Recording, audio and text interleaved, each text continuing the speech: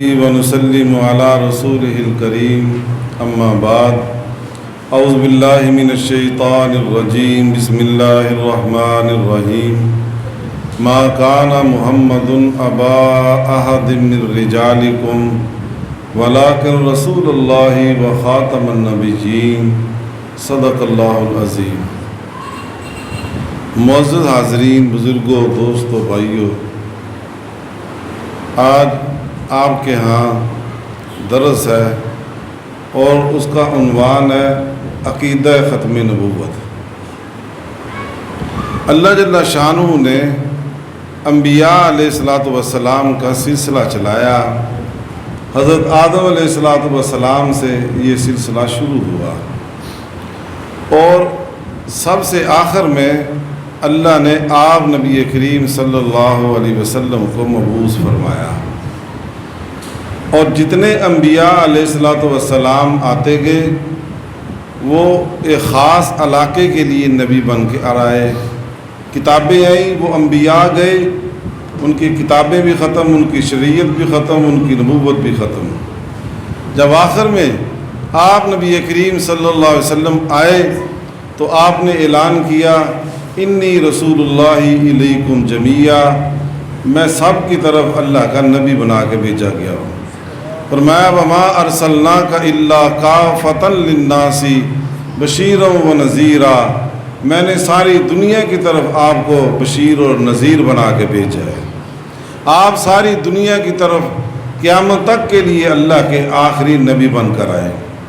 آج بات ہو رہی ہے ختم نبوت کی۔ قادیانی کہتے ہیں کہ نبوت رحمت ہوتی ہے۔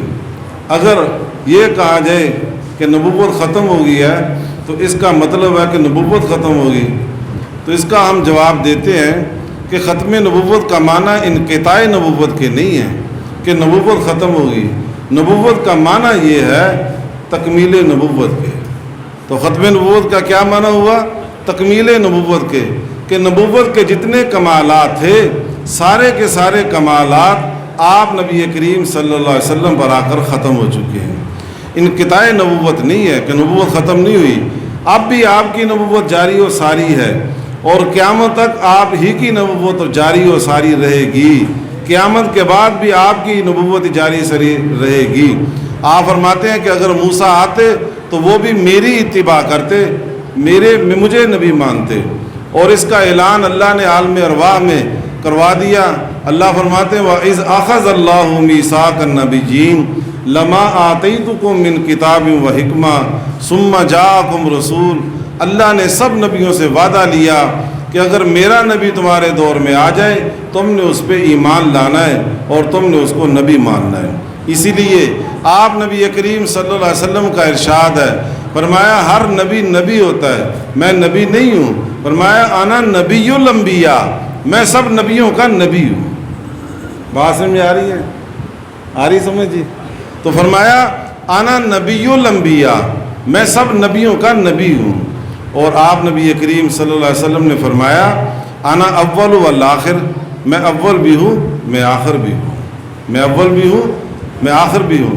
اب آپ حضرات ہمارا عقیدہ، ہمارے اکابرین علماء دیوبند کا ذرا عقیدہ سنتے جانا۔ آپ نے فرمایا انا اول والآخر، میں اول بھی ہوں میں آخر بھی ہوں۔ پھر اس کا مطلب خود بیان فرمایا انا اولہم فی الخلق و آخرہم فی البعث، خلقت کے اعتبار سے اللہ نے سب انبیاء سے پہلے میرے وجود کو بنایا، اور بعثت کے اعتبار سے اللہ نے سب انبیاء کے بعد مجھے بھیجا۔ توجہ سے بات سننا، فرمایا تخلیق سب سے پہلے میری کی اور بعثت سب انبیاء کے بعد اللہ نے میری کی۔ کسی جگہ جلسہ ہو، چھوٹے چھوٹے مقررین کے نام لکھے جاتے ہیں، تو اب اسٹیج سیکرٹری اعلان کرتا ہے کہ آپ 5 منٹ کے لیے فلاں حضرت تشریف لاتے ہیں، 10 منٹ کے لیے فلاں حضرت تشریف لاتے ہیں۔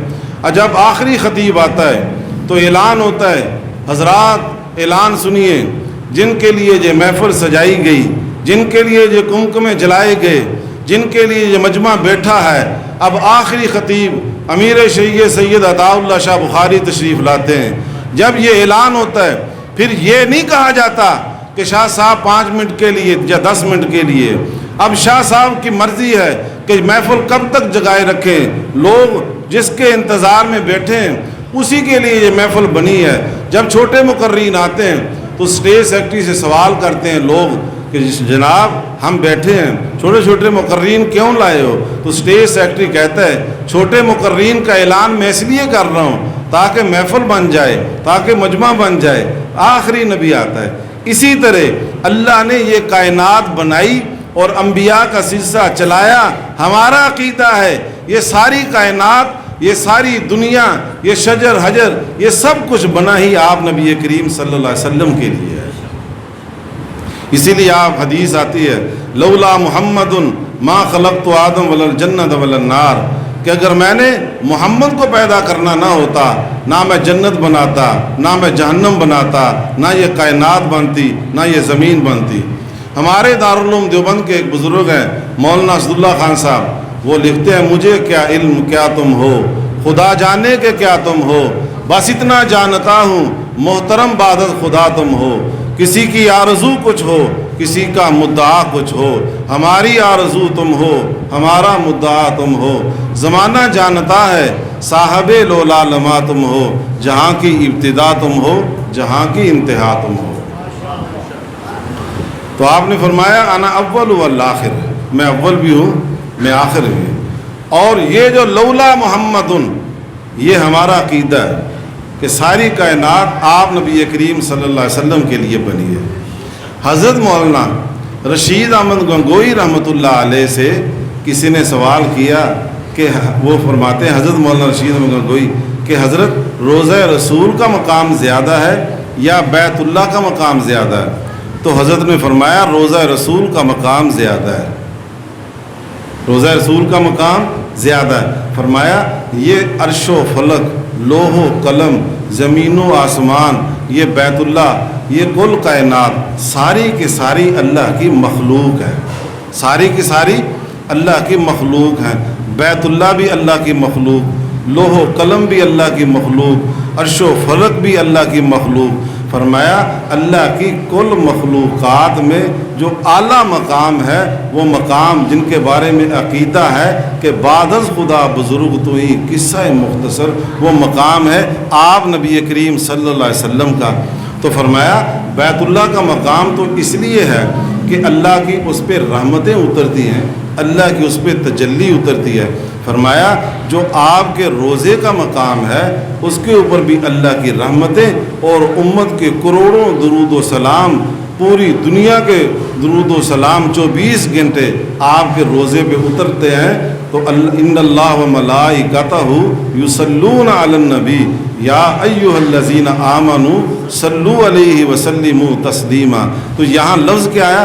ان اللہ و ملائکتہ یصلون، اللہ اور اس کے فرشتے آپ پہ سلام نہیں پیش کرتے، صلات پیش کر رہے ہیں۔ ایک لفظ ہوتا ہے صلات، ایک ہوتا ہے سلام، یہ بھی سن لو۔ صلات کا کیا معنی ہے؟ سلام کا کیا معنی ہے؟ صلات کا معنی ہوتا ہے طلب رحمت، اللہ سے رحمت طلب کرنا، اس کا معنی ہے صلات۔ ان اللہ و ملائکتہ یصلون علی النبی، تو اللہ کے نبی پہ رحمت ہم تو نہیں بھیج سکتے، یہ اللہ بھیج سکتا ہے۔ تو اللہ کی رحمتیں بھی آپ پہ، فرشتوں کے رحمتیں بھی روضہ رسول پہ، اور پوری امت کے درود و سلام بھی روضہ رسول پہ۔ ایک ہوتا ہے سلام، جب روضہ رسول پہ جاؤ تو وہاں جا کر سلام پیش کیا کرو۔ حضرت مولانا ذکریہ رحمۃ اللہ علیہ فضائل درود میں لکھتے ہیں، یہ آپ کے ہاں موجود ہے، فضائل درود پڑھ لو، اور علیحدہ بھی چھپے ہیں فضائل درود حضرت مولانا ذکریہ کے۔ حضرت فرماتے ہیں جب روضہ رسول پہ جاؤ تو دو زانو ہو کر کھڑے ہو جاؤ با ادب، پھر فرماتے ہیں پڑھا کرو، اور پھر لائن لکھی ہے درود کی، السلام علیک یا رسول اللہ، السلام علیک یا سید الانبیاء، السلام علیک یا خیر البشر۔ یہ کہتے ہیں کہ میں روضہ رسول پہ جاؤں اور وہاں کروڑوں سلام پیش کروں، اور اندر سے ایک دفعہ آ جائے وعلیک السلام، تیرے اوپر بھی سلام ہو، تو حضرت لکھتے ہیں میری نجات کے لیے یہی کافی ہے، میری نجات کے لیے یہی کافی ہے۔ حضرت مولانا قاسم نوتوی بانی دارالعلوم دیوبند، وہ کہتے ہیں سب سے پہلے مشیت کے انوار سے نقش روح محمد بنایا گیا، پھر اسی نقش سے مانگ کر روشنی بزم کونوں مکان کو سجایا گیا۔ یہی وہ حدیث ہے۔ آپ کہیں کہ بریلویوں والی بات یہ نہیں ہے، حضرت مولانا قاری طیب صاحب نے حدیث لکھی ہے، فرماتے ہیں آپ نے فرمایا، اور یہ حدیث قدسی ہے، اول ما خلق اللہ نوری، سب سے پہلے اللہ نے میرے نور کو پیدا کیا۔ اور ہمارا یہ عقیدہ ہے، اور یہ قاری طیب صاحب نے لکھا ہے، میری بات نہیں ہے، قاری طیب صاحب لکھتے ہیں ہمارا یہ عقیدہ ہے کہ جتنے انبیاء علیہ السلام ہیں، حضرت آدم علیہ السلام سے لے کر آپ نبی کریم صلی اللہ علیہ وسلم تک، ہر نبی کو جو کمال ملا، جو فیض ملا، اس کا منبع جو تھا، وہ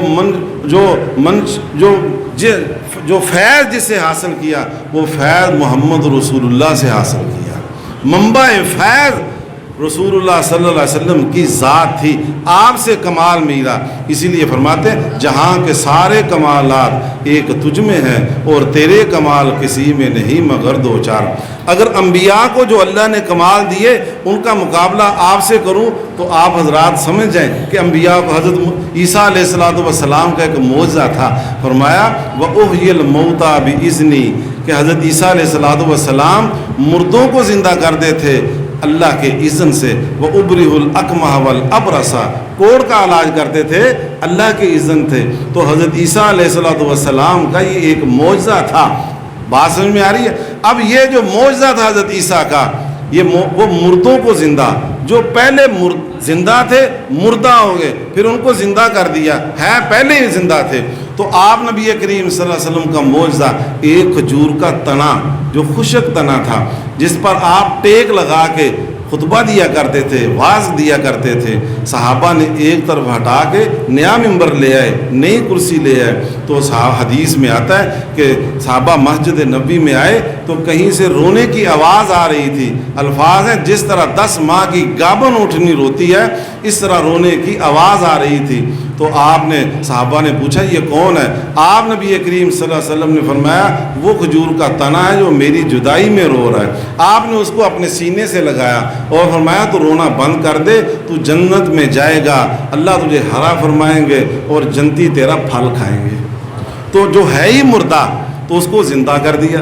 تو یہ بات لمبی ہو جائے گی کہ انبیاء کو جو کمال ملا کیسے ملا، آپ منبع فیض ہیں۔ دیکھیں یہ اللہ نے آپ نبی کریم صلی اللہ علیہ وسلم کے بارے میں فرمایا یا ایھا النبی انا ارسلناک شاہدا ومبشرا ونذیرا وداعیا الی اللہ باذنہ وسراجا منیرا۔ آپ کو سراج منیر کہا، روشن چراغ کہا، اور علماء نے سراج منیر کی جو تشریح کی ہے وہ کہتے ہیں یہ آفتاب نبوت سے، یہ جو دنیا کا سورج ہے اس سے تشبیہ دی ہے آپ کو۔ ایک ہے چاند، ایک ہے آسمان پہ ستارے۔ چاند کی اپنی روشنی نہیں ہے، ستاروں کی اپنی روشنی نہیں ہے، یہ سارے کے سارے فیض حاصل کرتے ہیں سورج سے۔ دیکھیں آئینہ ہوتا ہے، آئینے کو ایک سورج کی طرف کیا جائے تو ایک روشنی نکلتی ہے دوسری طرف، جو دوسری طرف پڑتی ہے۔ یہی مثال ہے، چاند کی روشنی اپنی روشنی نہیں ہے، وہ روشنی حاصل کرتا ہے سورج سے، کہ چاند کی روشنی پڑتی ہے، سورج کی روشنی پڑتی ہے چاند پہ، تو چاند دنیا کو روشنی دے رہا ہے، تو اپنی روشنی نہیں ہے، نہ ستاروں کی اپنی روشنی ہے۔ جو اصل فیض ہے وہ ہے آفتاب کا۔ اسی طرح آفتاب نبوت آپ کو کہا گیا کہ انبیاء کو جتنے کمالات ملے ان کا جو فیض تھا، فیض انبیاء نے حاصل کیا آپ نبی کریم صلی اللہ علیہ وسلم سے۔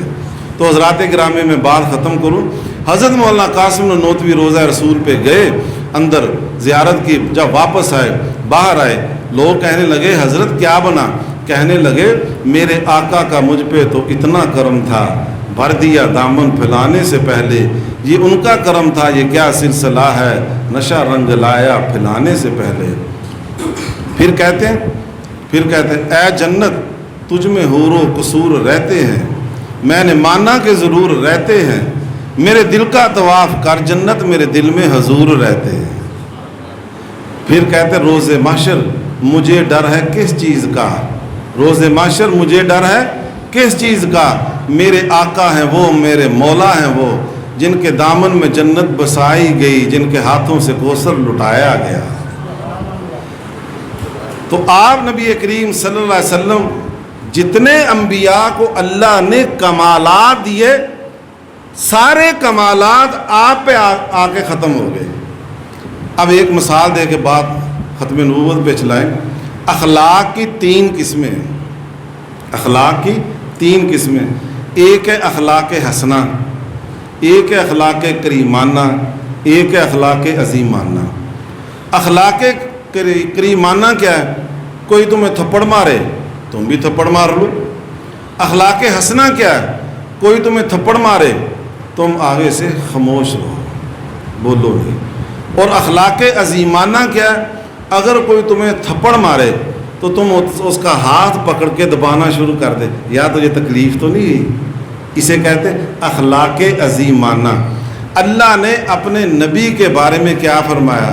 فرمایا انک لعلی خلق عظیم، اے میرے نبی میں نے تمہیں اخلاق عظیمانہ دے کے بھیجا ہے۔ جب مکہ فتح ہوا، جانے سے پہلے، مکہ چھوڑنے سے پہلے، جو بیت اللہ کا مجاور تھا آپ نے اسے چابی مانگی، اس نے چابی نہیں دی۔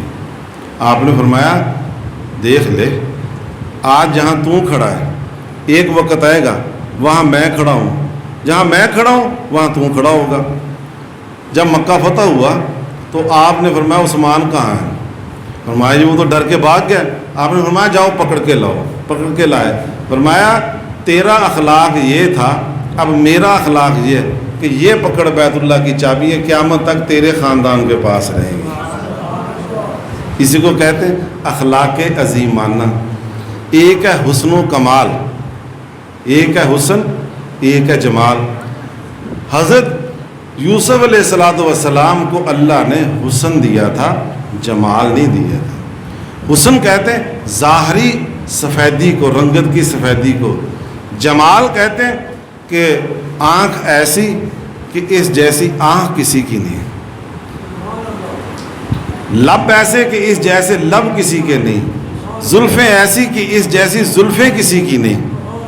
صحابہ آپ کے بارے میں شمائل ترمذی میں جب کوئی حدیث بیان کرتے ہیں تو کیا لفظ کہتے ہیں؟ لم ارى قط من قبل ومن بعد، اس جیسا کسی آنکھ نے نہ کبھی پہلے دیکھا ہے نہ کبھی بعد میں دیکھا۔ سید عائشہ صدیقہ فرماتی ہیں، اور یہ ملمہ سازی نہیں ہے، حقیقت ہے، فرمایا مصر کی عورتوں نے حسن یوسف کا جب نظارہ کیا تو اپنی انگلیاں کاٹ لیں، اگر میرے حبیب کا نظارہ کر لیتی اپنے جگر چاک کر لیتی۔ یہ حقیقت ہے، جھوٹ نہیں بولا۔ غزوات میں عورتیں آتی ہیں، ایک عورت آتی ہے کہتی ہے اللہ کے نبی، اے اللہ کے نبی یہ میرے سر کے بال لے لو۔ عورتیں کرو، بچہ سب سے عزیز ہوتا ہے۔ ایک عورت کہتی ہے اللہ کے نبی یہ میرا بچہ لے لو، جب تیر تمہاری طرف آئے تو میرا بچہ سامنے کر دینا۔ ایک عورت باغی جا رہی ہے، کسی نے کہا تیرا خاوند شہید ہو گیا، باغی جا رہی ہے، تیرا بھائی شہید ہو گیا، تیرا باپ بھی شہید ہو گیا، عورت باغی جا رہی ہے۔ اس نے آ کر رسول اللہ کا چہرہ دیکھا، کہنے لگی اے اللہ کے نبی میرا بھائی شہید ہوا، بیٹا شہید ہوا، خاوند شہید ہوا، کوئی غم نہیں۔ جب تمہارے چہرے کی طرف دیکھا سارے غم بھول گئے، جب تمہارے چہرے کی طرف دیکھا تو سارے غم بھول گئے۔ یہ ہے حسن، یہ ہے جمال، یہ ہے کمال کہ حسن ختم آپ پہ، اس لیے آپ اخلاق آپ پہ ختم، صرف آپ خاتم النبیین نہیں، خاتم اخلاق بھی آپ ہیں، خاتم کمالات بھی آپ ہیں، خاتم حسن بھی آپ ہیں، خاتم جمال بھی آپ ہیں، اور خاتم علوم بھی آپ ہیں۔ آپ نے فرمایا اوتیت علم الاولین والآخرین، اللہ نے اولین اور آخرین کے سارے علوم مجھے دے رکھے ہیں۔ اوتیت علم الاولین والآخرین، اولین اور آخرین کے سارے علوم اللہ نے مجھے دے رکھے ہیں۔ اب ایک وہ انسان جو کسی کے سامنے کبھی اس نے زانو تلمذ نہیں ہوا، بیٹھا نہیں، علم نہیں سیکھا، وہی انسان ہے کہ جو اپنی زبان سے ایسے الفاظ ادا کر رہا ہے جو فلسفیوں سے کھل نہ سکا اور نکتہ وروں سے حل نہ ہوا، وہ رازق کملی والے نے بتلا دیا چند اشاروں میں۔ علوم و معارف، اب جو علوم اللہ نے آپ کو دیے وہ علوم کون سے ہیں؟ قرآن ہے۔ قرآن کے بارے میں پہلی کتابیں نہیں ہیں، قرآن کے بارے میں اللہ کہتے ہیں انا نحن نزلنا الذکر و انا لہ لحافظون، یہ میں نے اتارا، میں اس کی حفاظت کروں گا۔ قرآن میں نے اتارا ہے، میں ہی اس کی حفاظت کروں گا۔ کہیں اللہ فرماتے ہیں ان کنتم فی ریب مما نزلنا علی عبدنا فاتوا بسورۃ من مثلہ، یہ اللہ دعویٰ کر رہے ہیں، چیلنج دے رہے ہیں، قرآن کی حفاظت فرمائی۔ پھر صرف قرآن کی نہیں، جو آپ کی زبان سے الفاظ اترے جن کو احادیث کہا جاتا ہے، جو لفظ آپ کی زبان سے نکلا قیامت تک وہ بھی محفوظ، قرآن بھی محفوظ، احادیث بھی محفوظ، اور جو قیامت تک علوم علماء اس سے نکار رہے ہیں وہ بھی محفوظ۔ کمالات، حسن و جمال، علوم، ساری چیزیں آپ نبی کریم صلی اللہ علیہ وسلم پر آ کر آپ کی ذات پہ ختم ہو جاتی ہیں۔ اس لیے آپ نے، میں نے ختم نبوت کا مطلب آپ کو سمجھا رہا ہوں کہ ختم نبوت کا معنی کیا ہے، انقطاع نبوت کے نہیں ہے، تکمیل نبوت کے ہیں، کہ جن کے لیے اللہ نے کائنات بنائی، اسی لیے آپ نے فرمایا میں منشاء کائنات ہوں، میں مقصود کائنات ہوں، اللہ نے دنیا میرے لیے بنائی، جب میں آ گیا تو منشاء کائنات پورا ہو گیا، دنیا کے بنانے کا مقصد پورا ہو گیا۔ آپ نے پھر دو انگلیوں کا اشارہ کر کے فرمایا اب میرے اور قیامت کے درمیان اتنا فاصلہ باقی رہ گیا، قیامت قریب ہے، اس واسطے کہ جب میں آ گیا دنیا کے بنانے کا مقصد پورا ہو گیا۔ تو یہ ہے ختم نبوت۔ اور